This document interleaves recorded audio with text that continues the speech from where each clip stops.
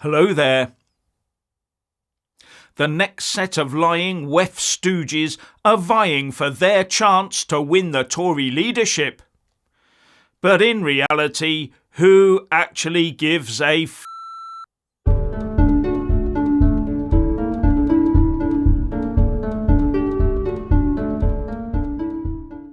Four Tory leadership hopefuls stood in front of their remaining party faithfuls today and basically spouted stuff we should have been hearing years ago. It sounded more like what you'd expect from a budding team of long-term opposition hopefuls, rather than from those who have been involved in running this country for the last 14 years.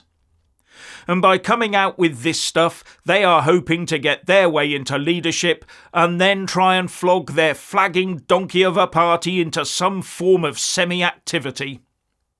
Names from the failing Tory past: James Cleverly, Robert Jenrick, Kemi Badenoch, and Tom Tugendhat.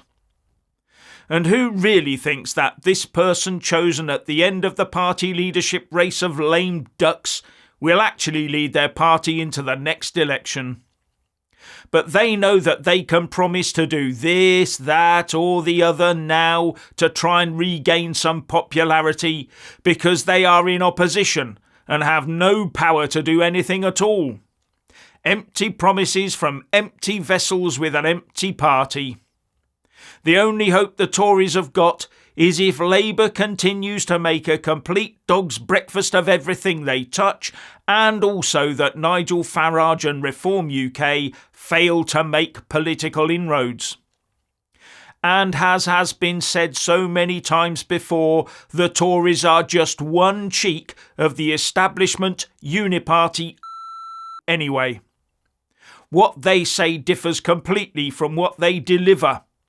As we've seen so many times over the decades, the Lib Lab Green Con uniparty only moves in the one net zero woke direction, whoever is supposedly at the helm.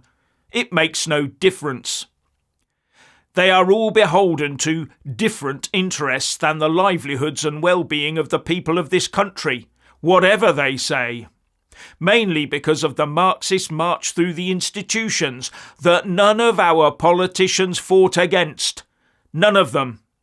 Well, maybe except for a couple of notable exceptions. And we've ended up with a whole political class that no one trusts or believes in. And all being run by faceless bureaucrats in the WEF Davos HQ, the United Nations, the ECHR, the EU via the Northern Ireland Protocol, and most importantly through our very own civil service mandarins. As well as all those power and money-sucking quangos they keep setting up. What a stitch-up! Our vote gets less meaningful by the year. No wonder people are off, as they see internationalist interests dictate what goes on in our country more and more, where they see internationalist interests dictating where their money goes, where internationalist interests dictate that ordinary people must take a financial battering to make shadowy net zero types wealthy beyond the dreams of avarice, while paying for more and more people to enter the country to make a better life for themselves. And then pensioners get told they have to get used to freezing in the winter or paying through the nose for energy and not eating. All brought about by 14 years of Tory maladministration and now Labour vindictiveness. And now we have Tugendhat calling for a new Thatcher-style Tory revolution, Badenoch saying we have to get rid of Blairism for good, cleverly claiming we can't give the leadership of the Tories to an apprentice, and Jenrick saying the world and his wife can't come to Britain. Yet all we've had over the last 14 years is, as Sir Humphrey Appleby would say, masterly inactivity. And now all the Tories have to offer is a small rump of opposition, while the Labour great and good run off with all the freebies, while catering for every minority they can locate. And now we have Lord Ali, who is alleged to be the spider at the centre of a web of Labour sleaze, himself now under investigation for allegations of breaching the House of Lords Code of Conduct. And it's not like the last Tory administration was squeaky clean and not wasting the taxpayers' hard-earned dosh, was it? Don't you just get the feeling our politicians don't care about us until they need votes in a national, local or party election? Then they regurgitate the stuff they think will get them elected, prior to then falling into line with the net zero and woke policies as dictated to them by the aforementioned WEF and UN types. Anyway, the Tories can build up a nice library of populist rhetoric over the years until the next election, can't it? And then we hear that politicians, unlike gifts given to celebs and social media influencers, are not liable to tax for gifts. That means that Keir Starmer, who's received over 100,000 quid's worth of gifts, might not be liable to pay tax for them. According to a report in The Telegraph, Robert Salter, a director of accountancy firm at Blick Rothenberg, says that there is nothing in the rules that exempts politicians from paying tax on gifts, but rather it has become HMRC practice not to enforce the tax where politicians are concerned.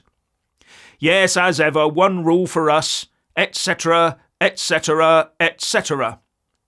Anyway, back to the Tories, if I can be bothered with them anymore.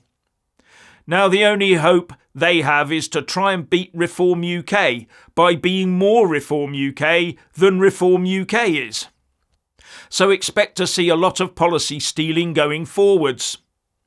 Not that the Tories in power, were they ever to again be fortunate enough to lead the country, would ever pursue those types of policies.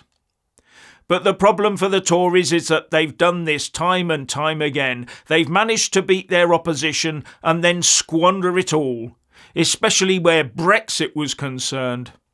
And although they think that's all history now, voters do have a lengthy memory where issues of trust are concerned.